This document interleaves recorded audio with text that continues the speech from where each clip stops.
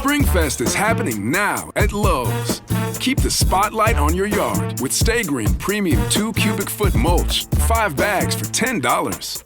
Plus, when you want more help indoors, get up to 40% off select major appliances that help you supercharge your chores. Our best lineup is here at Lowe's. Valid to 4/22 while supplies last. Selection varies by location. See Lowe's.com for details. Mulch offer excludes Alaska and Hawaii. Chronic migraine, 15 or more headache days a month, each lasting 4 hours or more, can make me feel like a spectator in my own life. Botox, onabotulinum toxin A, prevents headaches in adults with chronic migraine. It's not for those with 14 or fewer headache days a month. It's the #1 prescribed branded chronic migraine preventive treatment.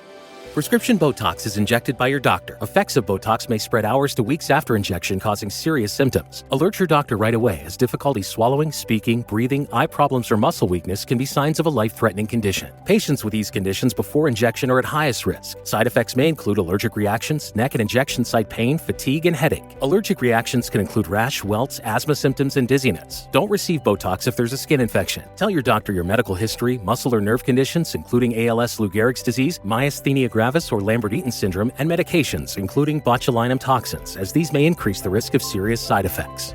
Why wait? Ask your doctor, visit BotoxChronicMigraine.com, or call 1-800-44-BOTOX to learn more.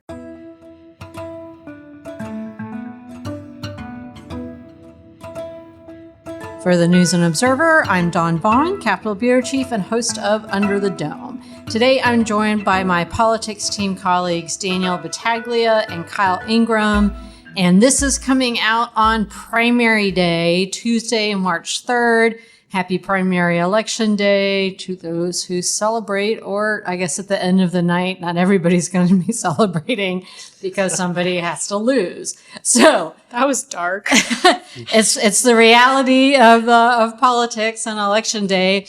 Now, the primary just determines who's going to go on to the general election, but it's a bigger deal because it's not just who's on that November ballot head to head.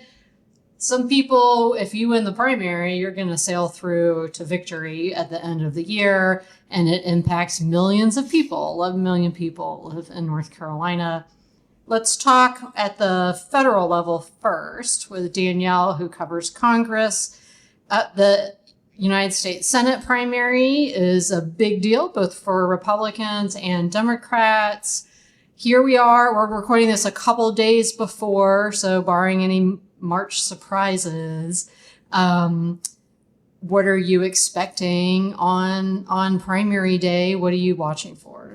Well, as we all say, we don't have a crystal ball, but I feel like this race is as close as you can get to having a crystal ball. There has been no polling on the Democratic side that I have seen with Roy Cooper specifically against other Democrats. And I believe that's because everybody believes that Roy Cooper is going to win. He's our former governor. He's been running since 1987. He's never lost an election. And, he's in it to win it. That was so cliche. Basically, everyone thinks he's the presumptive nominee. He's going to sail through the night. And he is up against 5 other people. You probably haven't heard their names. And I think he wants to keep it that way. And on the Republican side, there is also 6 candidates running. The biggest name that you're hearing is going to be the former Republican National Committee chairman and former head of the GOP here in the state, and that is Michael Whatley. Again, he is likely going to be the presumptive nominee. We've heard nonstop that he is taking the lead in all polling that we've seen. What's interesting with him, though, is that a lot of people don't know who he is, despite his leadership roles. It's people who really follow politics and are paying attention who know his name and know who he is. But when you look at polls, even some Republican polls that came out this week, 50% still are undecided as of, I think, Friday. That's a lot of people. Yeah. So even though he's polling double digits and the person closest to him, Dawn Brown, is at less than 8%. So he's got 37%, I believe, and Dawn Brown was at less than 8%. It looks like he is going to win by a long shot, but at the same time, with 50% undecided, things could happen. Well, the president's been trying to get his name out there, right? The president's name? Not his own name. The president's been trying to get Whatley's name out there. He is trying to get Whatley's name out there. He came out strongly and endorsed him back in July. Before Whatley got in the race, he said, North Carolinians, I need you to tell Whatley to run for the Senate and pick him. And when Trump was at Fort Bragg, he brought Whatley out. He did bring him out. And he's been all for Whatley, gave his complete and total endorsement. That, is always the absolute endorsement you can get from the president. Not another adjective? Maybe, next election we'll add another we should add another one. You are my favorite child. So with endorsements and Trump, that's a good segue to the biggest race at the General Assembly, which is Senate Leader Phil Berger versus Rockingham County Sheriff Sam Page. This district is Rockingham County, where Berger and Page both lived. It includes Guilford County, except for Greensboro, which has Democratic representation. And this has been really a knockdown, drag-out fight for months. Everything that you hear about contentious primaries, accusations, mailers, attack ads, that is what you see kind of from a distance of what this has been, or in your mailbox and on your screen. On the ground in Rockingham County, it's a little bit of a different story. I spent some time out there and talked to a lot of people about both men who they've known for decades because they've both been in office about the same time. So people have voted for Senator Berger for years. People in Rockingham have voted for Sheriff Page for years. And maybe they dislike them both or one or the other. A lot of people like them both that I talked to. People are reluctant to go on the record, do still have plenty of quotes and my stories about the race. But because everybody is still going to live there after the primary, and if you like one person, but the other person a little bit more or a little bit less, maybe you don't want to say that publicly to, the state capitol newspaper. The Trump endorsement thing, which was my segue here, is that Trump endorsed Berger, but he also complimented Page, and he offered Page a job to get out. Sheriff Page told me that when in an interview this past week, that when the White House called, Page was eating dinner, thought it was a joke, that it wasn't actually going to be Trump calling, and said, call me back in 30 minutes while I'm eating dinner. And then they called back, he said, and Page said that he thought, again, it wasn't actually Trump. And, because there's someone that calls for Trump before they put him on the line. And Page said he put it on speaker so his wife could hear. And then, lo and behold, it was Donald Trump talking to him. And he actually, I said, well, what did you talk about other than the fact that, Trump was saying he endorsed Berger, not Page? And he said Whatley and Cooper, and asked Page's take on that race. So Trump is pretty far in North Carolina politics, in this primary, and we'll see if that works out for them with the candidates, if not now, in the general. But I'll get back to Berger and Page in a little bit and other legislative races. But Kyle, wanted to turn to you about this primary, and mostly in Durham, between incumbent U.S. Representative Valerie Foushee and Durham County Commissioner Nida Allam. This has been contentious, maybe not as much as Berger Page, maybe the same in some ways. How would you kind of describe it to someone who says, what's on my ballot? Yeah, it's pretty contentious. And this is actually a rematch in North Carolina's bluest district. So you have two very progressive liberal candidates who are sort of in a primary that is a lot about how Democrats should respond to this Trump era that we're in right now. Foushee is looking to get her third term in Congress. She's served there doing some work on AI committees. She sponsored a lot of progressive legislation, but obviously we've been in a Republican-controlled Congress for a while. And Allam is running against her and is, claiming to be a bit to the left of Foushee. She has an activist background. She's now serving as vice chair of the County Board of Commissioners.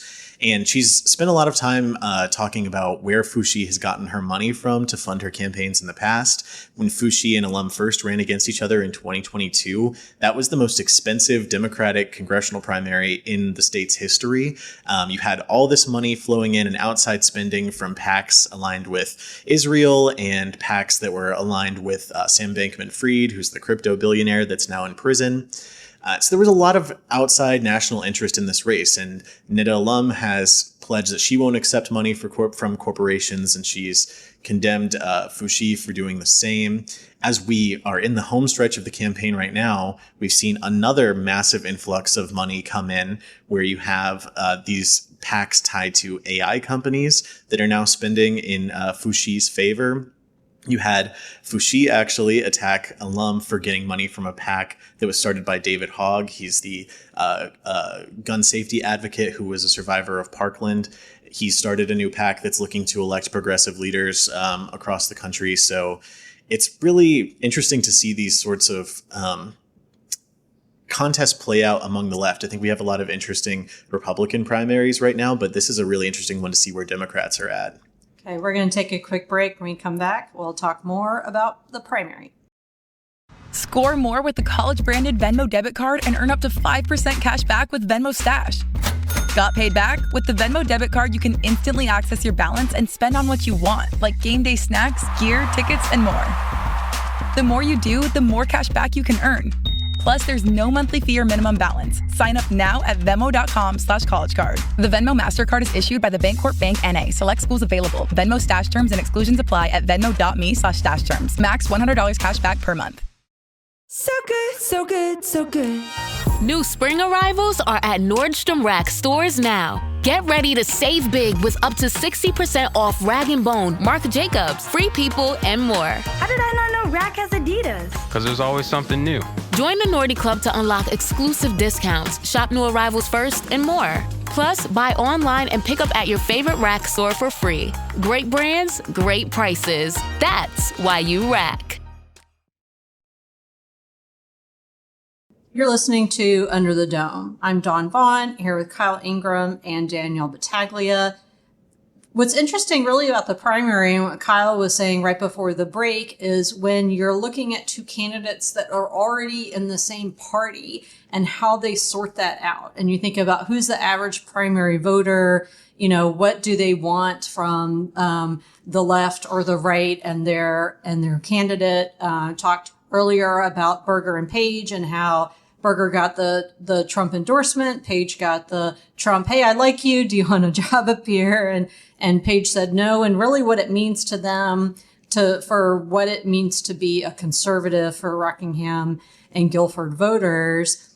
And for Berger, he's really touted both his experience, his effectiveness in Raleigh. Effectiveness was a word he used over and over. And the fact that Page supports the House Republicans' budget proposal for in the weeds legislative listeners, which Berger described as being endorsed by Democratic Governor Josh Stein. It's not Stein's budget proposal, but it is the one that Stein obviously liked more than the Senate's because a majority of House Democrats voted in favor of it. It went nowhere. The House and Senate really is the biggest fight going on right now between, again, people in the same political party.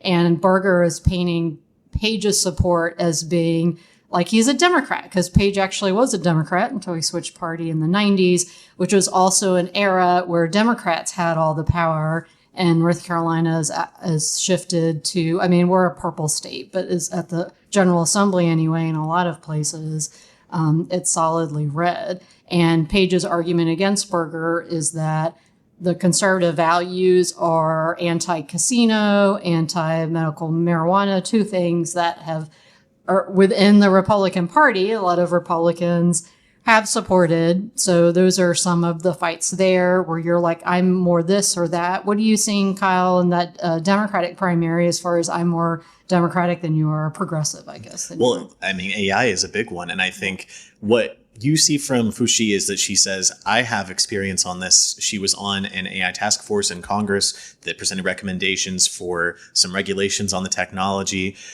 But Allam has taken maybe a harder stance on AI and said that she supports Senator Bernie Sanders' plan for a moratorium on AI data centers. She says this technology is moving too quickly. It has too many adverse environmental effects, and we need to shut down the construction of these centers that require a lot of energy to keep going. And that's a local concern as well, because there are plans to construct an AI data center in Apex, which is a part of that congressional district. You've seen petitions from residents there who don't want that coming up. Allam has said she doesn't support it. Foushee has said that, it sounds like people on the ground don't want it there, but she doesn't want to step into local decisions. So I think really, maybe even on both sides, AI is going to, in this election and in future ones, become a very huge ideological issue between people. So maybe bigger issues on that race, the Berger Page, which is, a state level, not a congressional seat, is a little more local, but also statewide policy, because what happens with Berger's primary is going to really change North Carolina politics significantly if he loses to Page, because of how long that Berger has been in power, and really the policy he sets, including tax cuts, which is going to be another big fight this year at the legislature. And by the way, it's tax filing season for, if you're not aware of that yet, the month after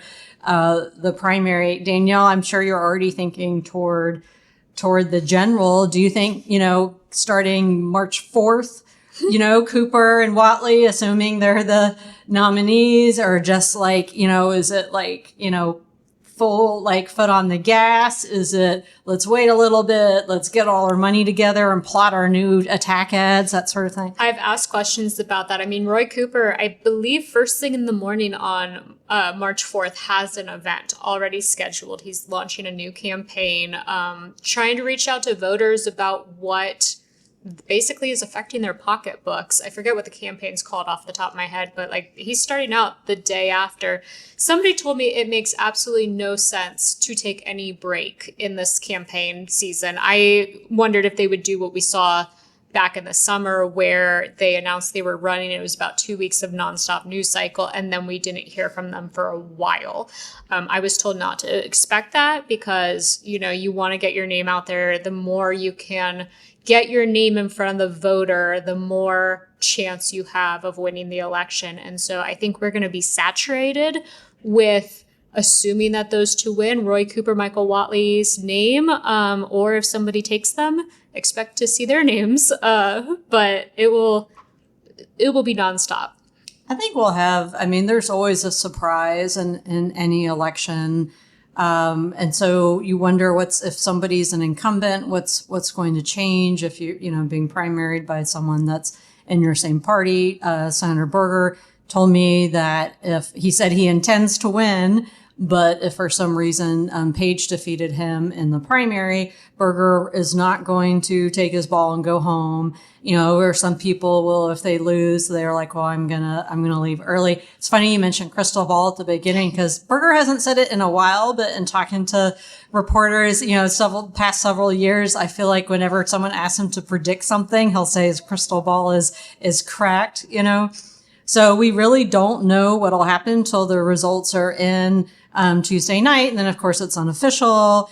And there could be recounts in some races, there's a different threshold for different levels of races. Berger is not the only incumbent facing a serious challenger. There is two Democratic races I want to point out really quickly. We've already talked on the podcast in the past with our Charlotte Observer colleague Mary Ramsey about incumbent Democratic Rep Carla Cunningham, who's has multiple primary opponents, but the main one is Reverend Sadler, who Josh Stein endorsed, which is a big deal for the Democratic governor to endorse the opponent of an incumbent. Stein made one other endorsement. It's not as much of a surprise, because it's not that he didn't give it to the incumbent. It's Representative Pierce. He endorsed him, but the person that's running against Pierce, it's a rematch. It's Michael Ray, who served in the House, and also Ray was a swing vote sometimes with Republicans. So the way these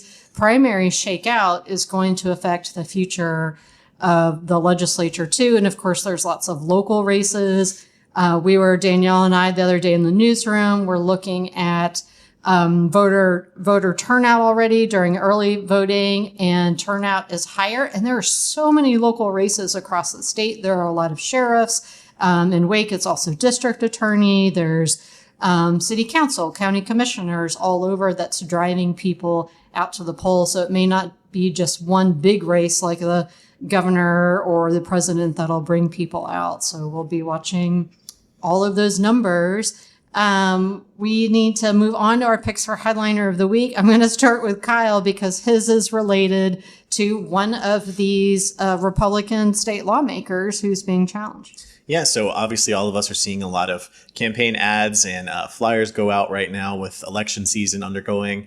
And I saw one that I really thought was funny from Jimmy Dixon, who's a longtime Republican in the state house. He's facing a Republican challenger in the primary. And there was a flyer that went out in his district that said, and it's important to note that Jimmy Dixon is a farmer. And the flyer says, Jimmy Dixon brings the meat. And I just thought that was really funny. I think he's a turkey farmer, if you've ever talked about Thanksgiving time, talked to Representative Dixon, he might actually be one of the last of the working daily farmers in the legislature. There's a few other people that own farms or their families do. But Dixon is one of this fewer and fewer number of lawmakers who have day jobs for one. And have agriculture as part of their professional life. Danielle, I'll go to you next. What's your headliner of the week? So Senator Tom Tillis is retiring from Congress, which is why we have this very big Senate race. And knowing that this is his last year, in October, he always does a Halloween parade of dogs. But we were on a government shutdown, so he skipped it last year. So this year, this past week, he did Doggy Gras. I keep calling it Marty Paws, but it was Doggy Gras parade, where dogs dressed up for Mardi Gras and paraded through the Hart Senate office building, and he rated who was best. I think Baby Dog won, but I wasn't there because I'm in Raleigh. So Baby Dog is Senator, oh my gosh, why am I blanking on his name? West Virginia Senator Justice is in the name there. Yeah. Jim Justice? Baby Dog's owner. Baby Dog's owner. That is his name. That's what's on the ballot. So bad. Senator Baby Dog. Anyways, Baby Dog won, and I believe, and somebody can fight me if I'm wrong on that. Was Baby Dog really the best one, or is it just that Baby Dog's a celebrity, so she's got to He had some attack mailers. She is a celebrity. There's been a lot of backlash that he stopped a vote for this, and Tillis says that's because they're cat people. I'm a cat person, so I take great offense. I saw the video, and that, it is possible to be a very serious person and think and do serious things, and also pet your dog sometimes or smile every once in a while. It does happen. Like the milk chugging at the legislature. You can, 5 minutes of not yelling at each other isn't the worst thing in the world. And it's a packed event. People pack into this office building. Yeah, because dogs are great and definitely better than cats. Whoa. Yeah. Hey. I like both. I mean, they're both great animals. Dogs are clearly better. All right. We're almost out of time. Quickly, my headliner is March, the March primary, March Madness basketball, St. Patrick's Day, spring is coming. Finally, February is over. Yay, March. That's my headliner. All right. Thank you for listening. I'm Dawn Vaughan with Kyle Ingram, Danielle Battaglia, and producer Kevin Keister. We will talk to you next time. For more from our politics team, subscribe to the News and Observer at newsobserver.com/subscribe. Follow us on Twitter at Under the Dome and NC Insider, and sign up for our weekly political newsletter, also called Under the Dome, at newsobserver.com/newsletters. Thanks for listening.